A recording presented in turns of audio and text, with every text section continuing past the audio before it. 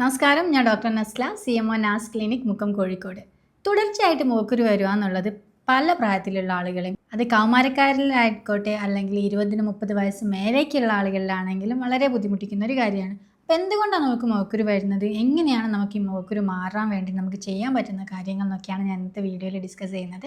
അപ്പോൾ മൂക്കുരു എന്ന് പറയുന്നത് നമുക്കറിയാം, നമ്മളുടെ ഓയിൽ ഉണ്ടാക്കുന്ന ഗ്രന്ഥികളിൽ നിന്ന് പുറത്തേക്ക് വരുന്നതാണ്. അപ്പോൾ ഓയിൽ കൂടുതലായി കഴിഞ്ഞാലാണ് നമുക്ക് കൂടുതലായിട്ട്, അല്ലെങ്കിൽ സെബം എന്ന് പറയും, ഈ സെബേഷ്യസ് ഗ്ലാൻഡ് അല്ലെങ്കിൽ ഓയിൽ പ്രൊഡ്യൂസ് ചെയ്യുന്ന ഗ്രന്ഥികളിൽ നിന്നാണ് നമുക്ക് പിമ്പിൾസ് ഉണ്ടാകുന്നത്. ആ ഗ്രന്ഥികൾ ഇങ്ങനെ പിമ്പിളായിട്ട് പുറത്തേക്ക് വരാനുള്ള കാരണങ്ങൾ പലതായിരിക്കും. ചില ആളുകൾ, ഇപ്പോൾ നമ്മൾ കൗമാരക്കാരിൽ പറയുകയാണെങ്കിൽ, കൂടുതലായിട്ടും അവർ വളർന്നു വരുന്ന സിറ്റുവേഷനിൽ അവരിൽ ഹോർമോണിൽ ഉണ്ടാകുന്ന ഒരു സ്പൈക്ക് കാരണമാണ് അതുണ്ടാകുന്നത്. നമ്മുടെ ശരീരത്തിൽ ആൻഡ്രോജൻ എന്ന് പറയുന്ന ഹോർമോൺ എക്സസ് ആയി കഴിഞ്ഞാലും ഇതുണ്ടാവാൻ ചാൻസ് ഉണ്ട്. പലപ്പോഴും നമ്മൾ കേട്ടിട്ടുണ്ടാകും PCOD പോലെയുള്ള പ്രശ്നങ്ങൾ ഉണ്ടാവുക, പെൺകുട്ടികളാവട്ടെ സ്ത്രീകൾ കൂടുതലായിട്ട് PCOD ഉണ്ടെങ്കിൽ, PCOD ഉള്ള സ്ത്രീകളിൽ എപ്പോഴും നമുക്ക് പിമ്പിൾസ് വരുന്നതായിട്ട് കാണാറുണ്ട്. പലപ്പോഴും പലതരത്തിലുള്ള ട്രീറ്റ്മെൻറ്റുകൾ എടുത്തിട്ട്, അല്ലെങ്കിൽ മൂക്കുരുവിന് വേണ്ടിയിട്ട് എന്തെങ്കിലും ക്രീംസ് അപ്ലൈ ചെയ്യുകയൊക്കെ ചെയ്തതിന് ശേഷം, അല്ലെങ്കിൽ സ്കിൻ കെയർ പ്രോപ്പറായിട്ട് ഫോളോ ചെയ്തിട്ടും ഈ പിമ്പിൾസ് മാറുന്നില്ല എങ്കിൽ പലപ്പോഴും നമ്മൾ ടെസ്റ്റ് ചെയ്യാൻ പറയുന്നതാണ് PCOD, അല്ലെങ്കിൽ ശരീരത്തിലെ ആൻഡ്രോജൻ്റെ അളവുകൾ, LH-FSH പോലെയുള്ള ഹോർമോണിൻ്റെ അളവുകളൊക്കെ ചെക്ക് ചെയ്യാന്നുള്ളത്. അതെന്തിനാണെന്ന് വെച്ചാൽ, കൂടുതലായിട്ട് നമ്മുടെ ശരീരത്തിൽ ഹോർമോൺ സ്പൈക്ക് ഉണ്ടെങ്കിൽ നമുക്കത് കൂടുതലായിട്ട് നമുക്ക് സെബേഷ്യസ് ഗ്ലാൻഡിനെ എഫക്റ്റ് ചെയ്യാൻ വേണ്ടിയിട്ടും അത് കാരണം പിമ്പിൾസ് വരാനും ചാൻസ് ഉണ്ടാവാറുണ്ട്. അപ്പോൾ അങ്ങനെ ഉണ്ടോ എന്ന് അറിയാൻ വേണ്ടിയിട്ട് നമ്മൾ ടെസ്റ്റ് ചെയ്യാറുണ്ട്. അപ്പോൾ അങ്ങനെ ഉണ്ടെങ്കിൽ നമ്മൾ ചെയ്യേണ്ട കാര്യം PCOD ട്രീറ്റ് ചെയ്യുകയാണ് വേണ്ടത്. അതല്ലാതെ നമ്മൾ പിമ്പിൾസിന് വേണ്ടി കുറേ ക്രീം അപ്ലൈ ചെയ്തുകൊണ്ട് കാര്യമില്ല. അതുപോലെ തന്നെ മറ്റൊരു കാര്യം എന്ന് പറയുന്നത്, നമ്മുടെ മാറി വരുന്ന ഭക്ഷണ രീതി കാരണം പിമ്പിൾസ് വന്നേക്കാം. ഒരു 80% നമ്മുടെ ഭക്ഷണ രീതിയും ഒരു 20% നമ്മൾ സ്കിൻ കെയറും എന്ന് പറയാൻ പറ്റും. ഭക്ഷണ രീതി അല്ലെങ്കിൽ ലൈഫ് സ്റ്റൈൽ എങ്ങനെയാണ് നമ്മൾ കൊണ്ടുപോകുന്നത്, അതിനനുസരിച്ചിട്ടാണ് നമ്മുടെ ഓവറോൾ ഹെൽത്ത് ഉള്ളത്. അത് മൂക്കുരുവിൻ്റെ കേസ് മാത്രമല്ല, നമ്മുടെ സ്കിന്നിൻ്റെ ആണെങ്കിലും ബോണിൻ്റെ ആണെങ്കിലും മസിൽസിൻ്റെ ആണെങ്കിലും നമ്മുടെ ഗ്യാസ്ട്രോ ഇൻറ്റസ്റ്റൈനൽ സിസ്റ്റം ആവട്ടെ, എന്താണെങ്കിലും നമ്മൾ കഴിക്കുന്ന ഭക്ഷണത്തിനനുസരിച്ചിട്ടാണ് നമ്മൾക്ക് ഹെൽത്ത് മുന്നോട്ട് പോകുന്നത്. അപ്പോൾ അതിൽ നമ്മൾ ശ്രദ്ധിക്കേണ്ടത്, ബാലൻസ്ഡ് ആയിട്ടുള്ള ഡയറ്റ് അല്ല ഫോളോ ചെയ്യുന്നതെങ്കിൽ, കൂടുതലായിട്ട് നമ്മൾ ഓയിലി ഫുഡ് കഴിക്കുന്നുള്ള ആളുകളിൽ, അതുപോലെ തന്നെ മധുരം അധികം, ബേക്കറി പലഹാരങ്ങൾ അധികം കഴിക്കുന്നുണ്ടെങ്കിൽ, ബ്രോസ്റ്റഡ് പോലെയുള്ള ചിക്കൻ അധികം കഴിക്കുന്ന ആളുകളിൽ, ഫ്രഞ്ച് ഫ്രൈസ് അധികം കഴിക്കുന്ന ആളുകളിൽ, ഫ്രൈഡ് ഐറ്റംസ് കൂടുതൽ കഴിക്കുന്നുണ്ട്, ലേസ് പോലെയുള്ള കാര്യങ്ങൾ കഴിക്കുന്ന ആളുകളിലൊക്കെ ആയിട്ട് കൂടുതലായിട്ട് പിമ്പിൾസ് വരാനുള്ള ചാൻസ് ഉണ്ട്. അതുപോലെ എണ്ണ പലഹാരങ്ങൾ കഴിക്കുകയാണെങ്കിൽ, കൂൾ ഡ്രിങ്ക്സുകൾ കഴിക്കുകയാണെങ്കിൽ, ബിവറേജസ് കഴിക്കുകയാണെങ്കിൽ കൂടുതലായിട്ട് പിമ്പിൾസ് വരാൻ ചാൻസ് ഉണ്ട്.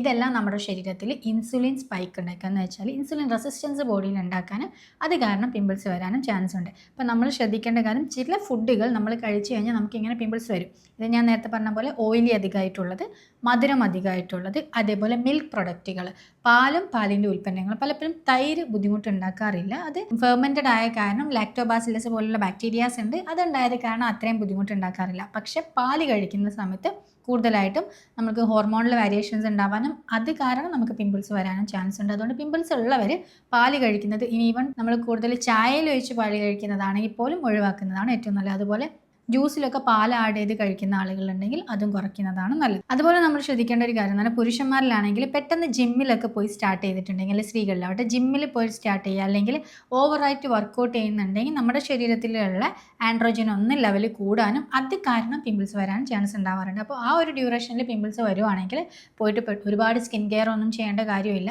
കുറച്ച് കഴിയുന്ന സമയത്ത് അത് നോർമലി കുറഞ്ഞിട്ട് വന്നേക്കാം. അതുപോലെ പ്രോട്ടീൻ പൗഡേഴ്സ് എടുക്കുന്ന ആളുകളിലാണെങ്കിൽ പിമ്പിൾസിൻ്റെ അളവ് കൂടി വരാറുണ്ട്. ചെറിയ പെർസെൻറ്റേജ് ആളുകളിൽ ഇത് കൂടുതലായിട്ട് വരുന്നത് കാണാറുണ്ട്. അതേപോലെ നമ്മൾ ശ്രദ്ധിക്കേണ്ട ഒരു കാര്യം, ഫുഡ് പ്രോപ്പറാക്കിയതിന് ശേഷം, ഫുഡ് പ്രോപ്പറാക്കുക വെച്ചാൽ കൂടുതലായിട്ട് തൈറോയ്ഡ് ഡിസീസ് ഉണ്ടെങ്കിൽ, PCOD ഉണ്ടെങ്കിലൊക്കെ അതിനനുസൃതമായിട്ടുള്ളൊരു ഡയറ്റ് ഫോളോ ചെയ്യുകയാണ് വേണ്ടത്. അപ്പോൾ തൈറോയ്ഡ് ഉണ്ടെങ്കിൽ കൂടുതൽ ഗ്ലൂട്ടൻ അടങ്ങിയിട്ടുള്ള ഭക്ഷണങ്ങളും മിൽക്ക് പ്രൊഡക്റ്റുകളൊക്കെയാണ് ഒഴിവാക്കേണ്ടത്. ഇനി PCOD ഉള്ള ആളുകൾക്ക് ഒരുപാട് അന്നജം കഴിക്കുന്നത് കുറയ്ക്കുക. അത് ഇൻസുലിൻ റെസിസ്റ്റൻസ് കുറയ്ക്കാൻ വേണ്ടി ഹെൽപ്പ് ചെയ്യും. അതുപോലെ നല്ല പ്രോട്ടീൻ ഫുഡുകൾ കഴിക്കാൻ വേണ്ടി, നല്ല ഹെൽത്തി ഫാറ്റ് കഴിക്കാൻ വേണ്ടിയൊക്കെ ശ്രദ്ധിക്കുക.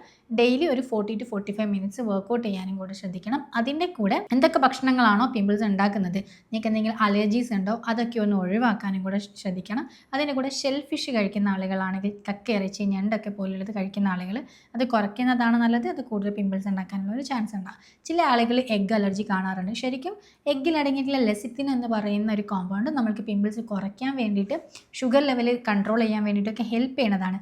പക്ഷേ നമ്മൾ ചില ആളുകളിൽ മാത്രം എഗ്ഗ് കഴിക്കുമ്പോൾ ഒരു പ്രോട്ടീൻ എക്സസ് ആവുന്നത് കൊണ്ട് മാത്രം പിമ്പിൾസ് വരുന്ന ഒരു ബുദ്ധിമുട്ടുണ്ടാവാറുണ്ട്. അപ്പോൾ നിങ്ങൾക്ക് ഒരു 1 വീക്കൊക്കെ കണ്ടിന്യൂസ് ആയിട്ട് എഗ്ഗ് എടുത്തതിന് ശേഷം പിമ്പിൾസ് പിമ്പിൾസ് വരുന്നുണ്ടെങ്കിൽ നിങ്ങൾക്കത് സ്കിപ്പ് ചെയ്യാം. ഇതിലേതാണ് നിങ്ങളെ ബുദ്ധിമുട്ടെന്ന് നോക്കിയിട്ട് അത് മാറ്റുകയാണ് വേണ്ടത്. അതേപോലെ തന്നെ നമ്മൾ പ്രോപ്പറായിട്ടൊരു സ്കിൻ കെയർ ഫോളോ ചെയ്യുക എന്നുള്ളത്. പ്രോപ്പറായിട്ട് നമുക്ക് ഫേസ് വാഷ് യൂസ് ചെയ്യുക, രാവിലെയും രാത്രിയിലും പ്രോപ്പറായിട്ട് വാഷ് ചെയ്യാൻ നോക്കുക. അതുപോലെ നല്ലൊരു മോയ്സ്ചറൈസർ അപ്ലൈ ചെയ്യാൻ നോക്കുക. സൺസ്ക്രീൻ നിർബന്ധമായിട്ട് അപ്ലൈ ചെയ്യുക. ഡോക്ടർ നിങ്ങൾക്ക് എന്താണോ പിമ്പിൾസ് കുറയാൻ വേണ്ടി ക്രീംസ് തന്നിട്ടുള്ളത് അത് അപ്ലൈ ചെയ്യുക എന്നുള്ളതാണ്. ഇപ്പം ഞാൻ സാധാരണ ട്രീറ്റ് ചെയ്യുന്ന ഒരു മെത്തേഡ് എന്ന് പറയുന്നത് നമുക്ക് ഇൻറ്റേർണലി എന്താണ് ഇഷ്യൂ എന്ന് നോക്കിയതിന് ശേഷം അതിനനുസൃതമായിട്ടുള്ള ഒരു മെഡിക്കേഷൻ കൊടുക്കുക. അതിൻ്റെ കൂടെ പ്രോപ്പർ സ്കിൻ കെയറും പ്രോപ്പറായിട്ടുള്ള ഡയറ്റും ഫോളോ ചെയ്യുക എന്നുള്ളതാണ്. കാരണം ഒരു കാര്യം മാത്രം അല്ലെങ്കിൽ മെഡിക്കേഷൻ മാത്രമോ അല്ലെങ്കിൽ ഡയറ്റ് മാത്രമോ ഏതെങ്കിലും ഒരു കാര്യം മാത്രം ഫോക്കസ് ചെയ്തതുകൊണ്ട് നമുക്കിത് റിവേഴ്സ് ചെയ്യാൻ പറ്റില്ല. അപ്പോൾ പിമ്പിൾസ് മാറണമെന്നുണ്ടെങ്കിൽ ഈ കാര്യങ്ങളെല്ലാം കൂടെ ശ്രദ്ധിക്കുകയാണ് വേണ്ടത്. പിമ്പിൾസ് ഉള്ള ആളുകളാണെങ്കിൽ നിങ്ങൾ ഇതേപോലെയൊന്ന് നിങ്ങളുടെ ലൈഫ് സ്റ്റൈലൊന്ന് മാറ്റം വരുത്തി കൊണ്ടുവരാൻ വേണ്ടിയിട്ട് ശ്രദ്ധിക്കുക. അതുപോലെ പ്രോപ്പർ സ്കിൻ കെയറും ചെയ്യാൻ വേണ്ടി ശ്രദ്ധിക്കുക. അപ്പോൾ അടുത്തൊരു വീഡിയോയിൽ പുതിയൊരു ടോപ്പിക്കുമായിട്ട് വീണ്ടും കാണാം. Thank you.